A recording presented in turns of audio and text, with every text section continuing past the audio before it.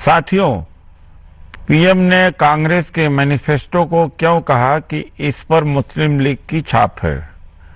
Manifesto न केवल भाजपा की विचारधारा पर करारा चोट करता है, बल्कि एससी, एसटी, ओबीसी, माइनॉरिटीज एवं धर्मनिरपेक्ष जनता की जरूरत और अधिकार की बात करता है। बीजेपी इन वर्गों के सशक्तिकरण की बात तो छोड़ो, पूर्व में कांग्रेस सरकार द्वारा दिए गए अधिकारों को भी छीन लिया है। निजीकरण एवं ठेकेदारी प्रथा से सरकारी नौकरी खत्म की जा रही है। शिक्षा को महंगा करके इन वर्गों को वंचित कर दिया है। देश के टॉप 159 शिक्षण एवं तकनीकी संस्थानों में इन वर्गों से एक भी वाइस चांसलर और निदेशक नहीं है। जाति जनगणना और आरक्षण की सीमा 50% हटाने की बात से भाजपा बौखलाई है। जो नफरत करते हूं वह भला कांग्रेस के समावेशी घोषणा पत्र को कैसे बर्दाश्त कर सकते हैं। संविधान खत्म करने की बात भाजपा नेता करते ही रहते हैं और 400 पार के नारे के पीछे भी यही षड्यंत्र है।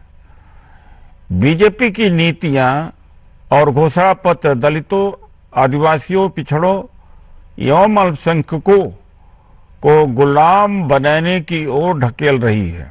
मुस्लिम समाज की भागीदारी सरकारी नौकरी और शिक्षा में नहीं के बराबर है, फिर भी हिंदू मुस्लिम का झूठा मुद्दा खड़ा कर रखा है। 30 लाख पक्की नौकरी की बात से बीजेपी बौखला गई है, जबकि अपने 10 साल के कार्यकाल में 10 लाख नौकरी न दे सकी। देश का युवा पीएम से जवाब न मांगे, इसलिए मुस्लिम लीग का हौवा खड़ा कर दिया है। कांग्रेस के घोषणा पत्र में 5 न्याय एवं 25 गारंटी के माध्यम से सबके उत्थान की बात बीजेपी को पच नहीं रही है।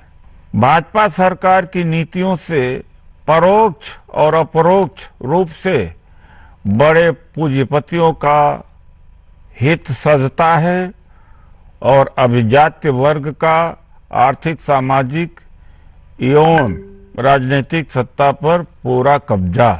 अब हम बात करते हैं अपने मैनिफेस्टो की। भाजपा वालों को कहां से इसमें मुस्लिम लीग की बू आती है। युवा न्याय की बात करना क्या मुस्लिम लीग है? नारी न्याय की बात करना क्या मुस्लिम लीग है? किसान न्याय की बात करना क्या मुस्लिम लीग है? श्रमिक न्याय की बात करना क्या मुस्लिम लीग है? हिस्सेदारी न्याय की बात करना क्या मुस्लिम लीग है? वास्तव में बीजेपी का काम एक ही है।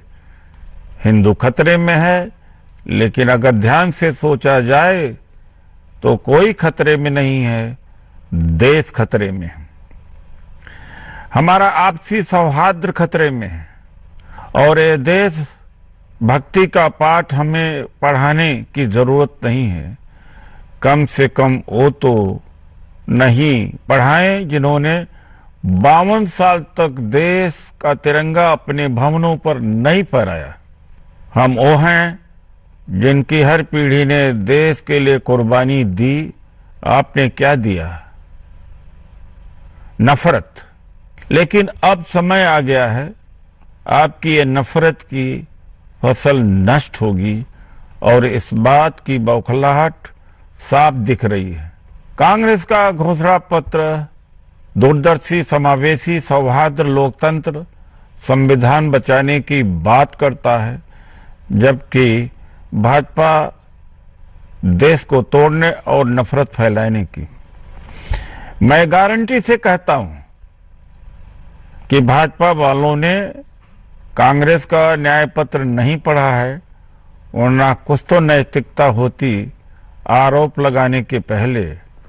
इसलिए मेरी आप सबसे अपील है कि न्याय और लोकतंत्र की इस लड़ाई में हमारे साथी बने और इन लोकसभा चुनावों में कांग्रेस पार्टी और इंडिया गठबंधन के उम्मीदवारों के लिए बढ़ चढ़कर वोट करें।